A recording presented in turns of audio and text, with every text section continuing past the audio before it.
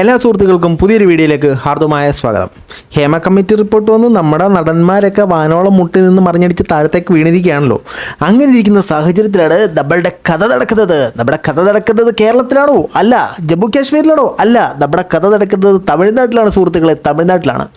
ആ നടന്ന കഥയാണ് നമ്മൾ ഇന്നത്തെ വീഡിയോയിൽ വിശദമായി കാണാൻ പോകുന്നത്. അപ്പോൾ കൂടുതൽ ലാഗടിപ്പിക്കുന്നില്ല, നേരെ വീഡിയോയിലേക്ക് പോകാം.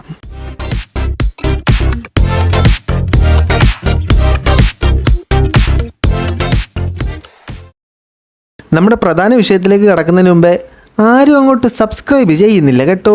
നിങ്ങൾ സബ്സ്ക്രൈബ് ചെയ്തേ. നിങ്ങൾക്കൊന്നും ഒന്നര സ്നേഹമില്ലാത്ത ഇവിടെ ഓരോ വലിയ ആളുകൾ വന്നിട്ട് ഇന്ന് രാത്രി എൻ്റെ വീഡിയോ 1.5 ലക്ഷം സബ്സ്ക്രൈബർ ആവും എന്ന് പറയുമ്പോൾ നിങ്ങൾക്ക് സബ്സ്ക്രൈബ് ചെയ്യുന്നുണ്ടല്ലോ. അപ്പോൾ സബ്സ്ക്രൈബ് ചെയ്താലേ ഈ മുഖം ഇടയ്ക്ക് കാണണം എന്നൊരു പോരായ്മ മാത്രമേ ഉള്ളൂ. പോകെ അതങ്ങ് ശീലമായിക്കോളും എന്ന് നമുക്ക് പ്രതീക്ഷിക്കാം. ജസ്റ്റ് ഒന്ന് സബ്സ്ക്രൈബ് ചെയ്ത് സപ്പോർട്ട് ചെയ്യുക. നമുക്ക് ഇപ്പോഴും മുന്നോട്ടുള്ള യാത്രയിൽ നിങ്ങളുടെ സപ്പോർട്ട് തീർച്ചയായും ആവശ്യമാണ്. ഇനി നമുക്ക് നമ്മുടെ വീഡിയോയിലേക്ക് വരാം. ഹേമ കമ്മിറ്റി റിപ്പോർട്ട് വന്ന് പണ്ട് കാലങ്ങളിൽ നമ്മുടെ നാട്ടിൽ ചില നടന്മാരുടെയോ നടിമാരുടെയോ സിനിമ കാണാൻ പോകുമ്പോൾ തലയിൽ കൂടെ മുണ്ടിട്ടാണ് പൊയ്ക്കൊണ്ടിരുന്നത്. അതേ സാഹചര്യമാണ് ഇപ്പോൾ ചില നടന്മാർ ഫേസ് ചെയ്തുകൊണ്ടിരിക്കുന്നത്. സാധാരണ ജനങ്ങളെ കാണുമ്പോൾ തലയിൽ കൂടി മുണ്ടിട്ട് പോകേണ്ട ഒരു സാഹചര്യമാണ് വന്നുകൊണ്ടിരിക്കുന്നത്. ഇങ്ങനെ ഇരിക്കുന്ന സാഹചര്യത്തിൽ ഇന്ത്യയിലുള്ള മറ്റെല്ലാ ഭാഷകളിലുമുള്ള സിനിമാ നടന്മാരും നടിമാരും അവിടുത്തെ സാധാരണ ഓഡിയൻസും മലയാള സിനിമയിലേക്ക് എത്തി നോക്കിക്കൊണ്ടിരിക്കുകയാണ്. ഇവിടെ എന്താണ് സംഭവിക്കുന്നത്, അടുത്ത ഏത് നടൻ പെട്ടും എന്ന് അറിയാൻ വേണ്ടിയിട്ട്. അപ്പോൾ ഇവരെല്ലാം പറയുന്നത് എന്തുവാ, കേരളത്തിൽ മാത്രമേ ഉള്ളൂ ഇത്, അപ്പുറത്തെല്ലാം ഭയങ്കര മാന്യന്മാരാണ്, അവിടെ ഒന്നും ഒരു പ്രശ്നമില്ലടേ, അവിടെയൊക്കെ സൂപ്പർ കിടിലം.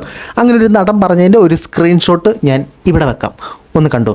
ഈ നടനെ നിങ്ങൾക്കറിയായിരിക്കും. ഈ നടൻ നമ്മുടെ കീർത്തിയക്കറയിൽ അഭിനയിച്ച നടനാണ്, ഓർമ്മയുണ്ടല്ലോ അല്ലേ? അപ്പോൾ ഈ നടൻ അങ്ങനെ പറഞ്ഞ സാഹചര്യത്തിൽ തമിഴ്നാട്ടിലെ അവിടുത്തെ നടികർ സംഘ പ്രസിഡൻറ്റ്, അതായത് ഇവിടുത്തെ അമ്മയുടെ മോഹൻലാൽ റിസൈൻ ചെയ്യുന്നതിന് മുമ്പേ അവിടുത്തെ അമ്മയുടെ മോഹൻലാലായിരുന്നു വിശാൽ ഇവിടെ വന്നിട്ട് ഇങ്ങനത്തെ പ്രശ്നങ്ങൾക്കെതിരെ ആഞ്ഞടിക്കുകയും സംസാരിക്കുകയൊക്കെ ചെയ്തു. ഇത്തരത്തിലൊരു കമ്മിറ്റിയെ തമിഴ്നാട്ടിലും രൂപീകരിക്കണം, അവിടുത്തെ ആൾക്കാർ നേരിടുന്ന പ്രശ്നങ്ങളെല്ലാം അഭിസംബോധന ചെയ്യണം, അവിടുത്തെ ജൂനിയർ ആർട്ടിസ്റ്റുകൾക്കും അല്ലെങ്കിൽ നടിമാർക്കും നടന്മാർക്ക് കിട്ടുന്ന അതേ സെക്യൂരിറ്റി കിട്ടണം എന്നൊക്കെ വിശാൽ ഇവിടെ നിന്ന് ഘോരം പ്രസംഗിച്ചിട്ട് തിരിച്ചു പോയി കഴിഞ്ഞപ്പോഴത്തേനും നമ്മുടെ ഇവിടുത്തെ സിദ്ദിഖിന് സംഭവിച്ച അതേ സാധനം അവിടെ വിശാലിന് സംഭവിച്ചു. പൊതുവേ അദ്ദേഹം വന്നിട്ട് പൊതുവേ ആരെങ്കിലും വന്നിട്ട് ക്യാമറയുടെ മുമ്പിൽ നിന്ന് സ്റ്റാർ ആകുമ്പോൾ അവിടുത്തെ ആൾക്കാർക്ക് ഇഷ്ടപ്പെടത്തില്ല, അവരൊന്ന് പഞ്ഞിക്കിടും. അപ്പോൾ ഒരു നടി വന്നിട്ട് കുറച്ച് നാളുകൾക്ക് മുമ്പേയും ഇത്തരത്തിൽ അലിഗേഷൻ വന്നിരുന്നു. വിശാൽ തന്നോട് അപമര്യാദയായി പെരുമാറി എന്ന് ഈ കുട്ടി സംസാരിക്കുകയുണ്ടായി. അതിനെതിരെ നമ്മുടെ വിശാൽ എന്തൊരു പറഞ്ഞ്, ആസ് യൂഷ്വൽ എനിക്കതൊന്നും അറിയാൻ പാടില്ല, ആ പെണ്ണുമ്പിള്ള ആരാന്നൊന്നും എനിക്കറിയത്തില്ല എന്നുള്ള രീതിയിൽ വിശാൽ സംസാരിച്ചു. ആ പെണ്ണുമ്പിള്ളാന്നൊന്നുമില്ല കേട്ടോ, അവരാരാന്ന് എനിക്കറിയില്ല എന്നാണ് വിശാൽ പറഞ്ഞത്. വിശാൽ അങ്ങനെ പറഞ്ഞതും ഒരു ട്രോൾ പേജിൽ വിശാലിനെ കുറിച്ച് ഇവർ പറയുന്നതുമായ സാധനം ഞാൻ കാണിച്ചു തരാം. അവർ പറയുന്ന സാധനം നിങ്ങൾ ഡീകോഡ് ചെയ്തെടുത്തു. 18+, അതുകൊണ്ട് നമ്മൾ മാന്യത കീപ്പ് ചെയ്ത് അത് ഡീകോഡ് ചെയ്യുന്നില്ല. നിങ്ങൾ കണ്ട് മനസ്സിലാക്കിക്കോ, കണ്ടിട്ട് വാ. ஸ்ரீரெட்டி யாருன்னு எனக்கு தெரியாதுங்க. My friend Vishal. அந்த விஷாலுக்கு அனுகொண்ட மாதிரி இருக்கு. എല്ലാവർക്കും മനസ്സിലായി കാണുമല്ലോ അല്ലേ?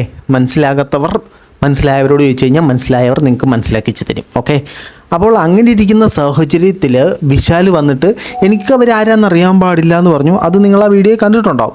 അതേസമയം ഇത്തരത്തിൽ ഏതെങ്കിലും പുരുഷന്മാർ സ്ത്രീകളോട് ഇത്തരത്തിലുള്ള അഡ്ജസ്റ്റ്മെൻറ്റിന് ആവശ്യപ്പെട്ട് കഴിഞ്ഞാൽ ചെരുപ്പൂരി അടിക്കണം എന്നുകൂടെ വിശാൽ പറഞ്ഞു. അപ്പോൾ താനും അങ്ങനെ പെരുമാറിയിട്ടുണ്ടെങ്കിൽ തന്നെയും അങ്ങനെ അടിക്കണമായിരുന്നു എന്നുള്ള രീതിയിൽ വിശാൽ സംസാരിച്ചു. ഇതിനെതിരെ നമ്മുടെ കഥാനായിക ഒരു ട്വിറ്റർ പോസ്റ്റ് ഇട്ടു. പോസ്റ്റ് ചെയ്യാൻ കാണിച്ചു തരാം, കണ്ടിട്ടോ ആയോ? അപ്പോൾ നിങ്ങളത് വായിച്ചില്ലെങ്കിൽ വേണമെങ്കിൽ ഒന്ന് ബാക്ക് അടിച്ച് പോസ്റ്റ് അടിച്ച് വായിച്ചോ. ഇനി വായിക്കാൻ മടിയുള്ളവർക്ക് വേണ്ടി ഞാൻ പറഞ്ഞുതരാം. ആ കുട്ടി എന്തിനാ പറഞ്ഞതെന്ന് വെച്ച് കഴിഞ്ഞാൽ, എടാ അങ്കിളെ, നീ എന്ത് വലിയ ഫ്രോഡാണെന്ന് എനിക്കറിയാം, നീ ഇത്തരം മീഡിയയുടെ മുമ്പിൽ വന്ന് തോന്നിയ ദിവസം എല്ലാം വിളിച്ച് പറയരുത്, എൻ്റെ കയ്യിൽ ഒരുപാട് ചെരുപ്പുകളുണ്ട്. ഇതാണ് ആ കുട്ടി അതിനകത്ത് പറഞ്ഞിരിക്കുന്നതിൻ്റെ സാരാംശം. അപ്പോൾ ഇങ്ങനെ പറഞ്ഞ സാഹചര്യത്തിൽ വിശാൽ വന്നിട്ട് ഒരു കാര്യം ഇതിനെക്കുറിച്ച് ചോദിച്ചു. അതായത് സ്വാഭാവികമായിട്ടും ചോദിക്കുമല്ലോ, ഇന്ന നടി താങ്കളെക്കുറിച്ച് ഇങ്ങനെ പറഞ്ഞു. നിങ്ങൾക്ക് ഈ ട്വിറ്റർ പോസ്റ്റും ഫേസ്ബുക്ക് പോസ്റ്റും ഇൻസ്റ്റാഗ്രാം പോസ്റ്റും എല്ലാം ശ്രീറെഡ്ഡി എന്ന് പറയുന്ന പേര് സെർച്ച് ചെയ്ത് നോക്കിക്കഴിഞ്ഞാൽ എല്ലാ പ്ലാറ്റ്ഫോമിലും കിട്ടും കേട്ടോ. ജസ്റ്റ് വേണ്ടവർ നോക്കിക്കോ. അപ്പോൾ ഇങ്ങനെ വെച്ചപ്പോൾ വിശാൽ ഒരു മറുപടി കൊടുത്തു. ആ മറുപടി ഞാൻ കാണിച്ചു തരാം. മറുപടിക്ക് ശേഷം നമ്മളെ ഇൻട്രസ്റ്റിംഗ് ടോപ്പിക്കിലേക്ക് കയറാൻ പോവുകയാണ്. മറുപടി കണ്ടോ. ஸ்ரீரெட்டி யாருன்னு எனக்கு தெரியாதுங்க. அவங்க பண்ண சேட்டை தான் எனக்கு தெரியும், தவிர அவங்க யாருன்னு எனக்கு தெரியாது. എന്നാലും എന്തായിരിക്കും അവർ പണിയ സേട്ടൈ? ഈ സേട്ടെന്ന് പറയുന്നത് നിങ്ങൾക്ക് മനസ്സിലായോ? അതായത് എനിക്ക് ഇന്ന ആളെ അറിയില്ല, തമിഴ് അറിയത്തുള്ളൂ കൊണ്ടായിട്ട് പറയുന്നത്, എനിക്ക് ഇന്ന ആളെ അറിയത്തില്ല, അവർ ചെയ്ത കാര്യങ്ങൾ മാത്രമേ എനിക്ക് അറിയത്തുള്ളൂ എന്ന് പറഞ്ഞത്. അതായത് കുരുത്തക്കേട് പോലത്തെ കാര്യങ്ങൾ. അപ്പോൾ ഞാൻ നോക്കി എന്താണ് ഈ കുരുത്തക്കേട്. അങ്ങനെ അവരുടെ ഫേസ്ബുക്ക്, ഇൻസ്റ്റാഗ്രാം, ട്വിറ്റർ എല്ലാം ഞാൻ പരതി നോക്കിയപ്പോൾ എനിക്ക് മനസ്സിലായി നമ്മുടെ മിനു മുനിർ, രേവതി സമ്പത്ത് ഇവരെ പോലെ ഫെയിമിന് വേണ്ടി ഓരോ കാര്യങ്ങൾ ചെയ്തു കൂട്ടുന്ന ഒരു നടിയാണ് ഈ നടി എന്നുള്ളത് എനിക്ക് മനസ്സിലായി. അതിന് എക്സാമ്പിൾ, അതിന് നമ്മളെന്തെങ്കിലും പറയുമ്പോൾ തെളിവുകൾ നിരത്തണമല്ലോ. ഇതും എൻ്റെ പേഴ്സണൽ അഭിപ്രായം മാത്രം കേട്ടോ. അപ്പം ഞാൻ നിരത്തുന്ന തെളിവിൽ ഒന്നാമത്തെ തെളിവ് നിങ്ങളൊന്ന് കണ്ടിട്ടോ. Moment and please follow me Sri Reddy Mallidi official page only. Press കോൺഫറൻസിൽ ഇവർ പറഞ്ഞതാണ് എൻ്റെ പേജ് ഫോളോ ചെയ്യുന്നു. അപ്പം എന്ത് സുഖമാണ്, എല്ലാവരും വന്ന് പ്രസ് കോൺഫറൻസ് വിളിച്ചിട്ട് എല്ലാവരും എൻ്റെ പേജ് ഫോളോ ചെയ്യും, എല്ലാം ഞാൻ അതിലെടുത്ത് എൻ്റെ പേജ് ഫോളോ ചെയ്തോ. അതേപോലെ എൻ്റെ പേജ് നിങ്ങൾ സബ്സ്ക്രൈബ് ചെയ്തു, കാണുന്നവർ സബ്സ്ക്രൈബ് ചെയ്തുകൊണ്ട് അവരൊക്കെ പബ്ലിക്കായിട്ട് വിളിച്ചു പറഞ്ഞു നിങ്ങൾ സബ്സ്ക്രൈബ് ചെയ്യും. ഇതേപോലെ ഇവർ വിളിച്ച് പറഞ്ഞ് ഇനി ഇവരുടെ ജീവിതത്തിൽ നടന്ന ഇവരെയും 10-25 പേര് പീഡിപ്പിച്ചു എന്നൊക്കെ പറയുന്നുണ്ട്. ആ സാധനങ്ങളെല്ലാം കൂടെ ഞാൻ കാണിച്ചു തരാം, ഒന്ന് കണ്ടിട്ടോ. ഒരു ഇച്ചിരി നീളം കാണും കേട്ടോ, ഒന്ന് കണ്ടിട്ടോ. ரொம்ப வல்கரா இன்னர் பத்திலாம் பேசி போடுறீங்க. ஆமா, ரொம்ப வல்கரா இல்லையா? அப்படிலாம் பேசக்கூடாது. அப்போ என்னோட பிரைவேட் பார்ட் யூஸ் பண்ணினா அது வல்கர் இல்லையா? இல்ல, நீங்க ஒரு ஹீரோனா பரவாயில்ல, 10 ஹீரோனா இருக்கும்போது அது யார் மேல தப்பு? நீங்க ஒரே ஒரு ஹீரோனா ஓகே, நீங்க வந்து பேசிக்கலாம்.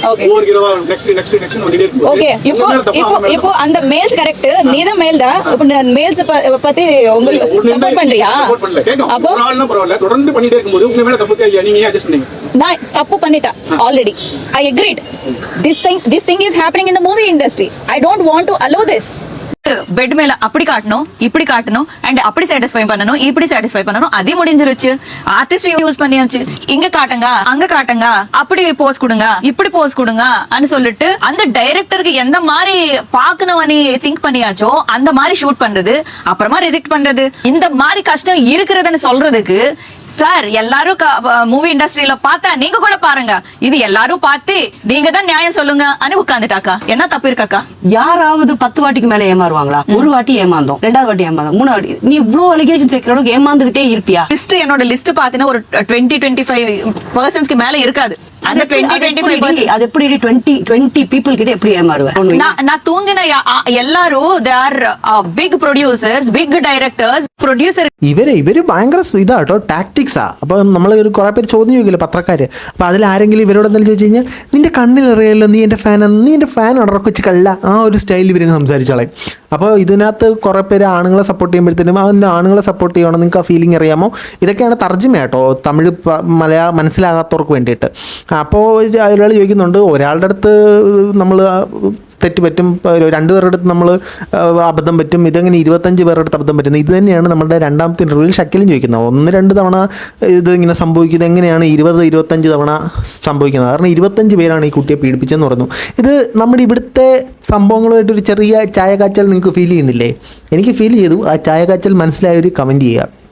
അപ്പോൾ ഇത്തരത്തിൽ അപ്പോൾ അവരെന്നെ സമ്മതിക്കുന്നുണ്ട് കേട്ടോ, ഞാൻ തെറ്റ് ചെയ്തു എന്നൊക്കെയുള്ള. അപ്പോൾ ഇത്തരത്തിൽ ഇവരെന്നെ പിടിപ്പിച്ച് അവരെന്നോട് മിസ്ബിഹേവ് ചെയ്തു, അങ്ങനെ പോസ്റ്റ് ചെയ്യാൻ പറഞ്ഞു, ഇങ്ങനെ പോസ്റ്റ് ചെയ്യാൻ പറഞ്ഞു എന്നൊക്കെ പറഞ്ഞ ആൾ ഇൻസ്റ്റഗ്രാമിൽ പോസ്റ്റ് ചെയ്ത ഒരു വീഡിയോയും കുറച്ചുകൊണ്ട് ഫോട്ടോസും ഞാൻ കാണിച്ചിട്ട് തരാം, ഒന്ന് കണ്ടിട്ട് പോയോ.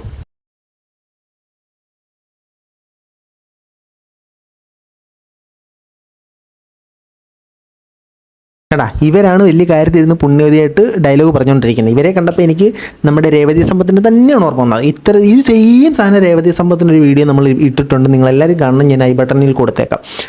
അത് തന്നെ ഒരു റീക്രിയേറ്റ് ചെയ്തോല്ല, അല്ലെങ്കിൽ ഇതിൽ നിന്ന് അത് കോപ്പി അടിച്ചണോ അതിൽ നിന്ന് ഇത് കോപ്പി അടിച്ചണോ എന്ന് എനിക്കറിയത്തില്ല. എന്തായാലും ഇവർ ഒന്നെങ്കിൽ ഒരേ സ്വഭാവക്കാരാണ്, ഒരേപോലത്തെ സാധനങ്ങളാണ് ഞാൻ കണ്ടത്. അപ്പോൾ ഇതിനകത്ത് എനിക്ക് മറുപടി പറയാനുള്ളത് നമ്മുടെ ജീവയോടാണ്. ജീവയാണല്ലോ പറഞ്ഞത് തമിഴ്നാട്ടിലൊന്നും നടക്കുന്നില്ല എന്ന്. തമിഴ്നാട്ടിലും നടക്കുന്നുണ്ട്, കേരളത്തിലും നടക്കുന്നുണ്ട്, കർണാടകയിലും എല്ലായിടത്തും നടക്കുന്നുണ്ട്. നിങ്ങളാരും വലിയ ഉത്തമന്മാരൊന്നും ആവണ്ട, ഇതെല്ലായിടത്തും നടക്കുന്നുണ്ട്. ഇതിനെതിരെല്ലാം ഫുൾ സ്റ്റോപ്പ് ഇടണം, അതിനുള്ള കാര്യങ്ങൾ ചെയ്യാൻ നോക്കാം. അല്ലാതെ ഞാൻ മോഷ്ടിക്കുന്നില്ല കേട്ടോ എന്ന് പറഞ്ഞ് മോഷ്ടിക്കുന്ന പരിപാടി വേണ്ട കേട്ടോ. അപ്പോൾ ജീവയുടെ പേര് താമസിക്കാതെ പുറത്ത് വരാതിരിക്കാൻ നമുക്ക് ദൈവത്തോട് മുട്ടിപ്പായി പ്രാർത്ഥിക്കാം. ഇത്തരത്തിലുള്ള പ്രശ്നങ്ങൾ എല്ലാം എത്രയും പെട്ടെന്ന് സിനിമാ മേഖലയിൽ നിന്ന് പോകട്ടെ എന്ന് നമ്മൾക്ക് ആത്മാർത്ഥമായി ദൈവത്തമ്പുരാനോട് പ്രാർത്ഥിക്കാം. നടക്കുമോ എന്നറിയില്ല. ഏതായാലും ഇത്തരത്തിൽ തമിഴ്നാട്ടിൽ ഇത്തരത്തിലൊരു കമ്മിറ്റിയൊക്കെ രൂപീകരിച്ചിട്ടുണ്ട്. എല്ലാത്തിടത്തും ഇത്തരത്തിലുള്ള പ്രശ്നങ്ങൾ നടക്കുന്നുണ്ട്. ഇതെല്ലാം പെട്ടെന്ന് തീരട്ടെ. ലേഡീസ്, നിങ്ങൾക്ക് എന്തെങ്കിലും പ്രശ്നങ്ങൾ ഉണ്ടായിക്കഴിഞ്ഞാൽ ശക്തമായി പ്രതികരിക്കാനുള്ള ഒരു തൻ്റെ നിങ്ങൾ ഉണ്ടാക്കിയെടുക്കുക, സ്പോട്ട് പ്രതികരിക്കുക. പിന്നീട് പറഞ്ഞിട്ടൊന്നൊരു കാര്യമില്ല. ഈ സാധനങ്ങളൊക്കെ ഉള്ളതാണെങ്കിൽ ഇപ്പോഴും ഇതും എല്ലാം അലിഗേഷൻസ് മാത്രമാണ്. ഇതിൽ എന്താണ് ശരിയെന്നൊന്നും നമുക്കറിയില്ല. അപ്പോൾ ഇതോടെ നമ്മുടെ വീഡിയോ അവസാനിപ്പിക്കുകയാണ്. നിങ്ങളുടെ വിലയേറിയ കമൻറ്റുകൾ രേഖപ്പെടുത്തുക, നിങ്ങളുടെ അഭിപ്രായങ്ങൾ കമൻറ്റുകളായി രേഖപ്പെടുത്തുക. അതാട്ടോ തെറ്റിപ്പോയതാ. അപ്പോൾ മറ്റൊരു വീഡിയോ ആയിട്ട് കാണുന്നവരെ ബൈ.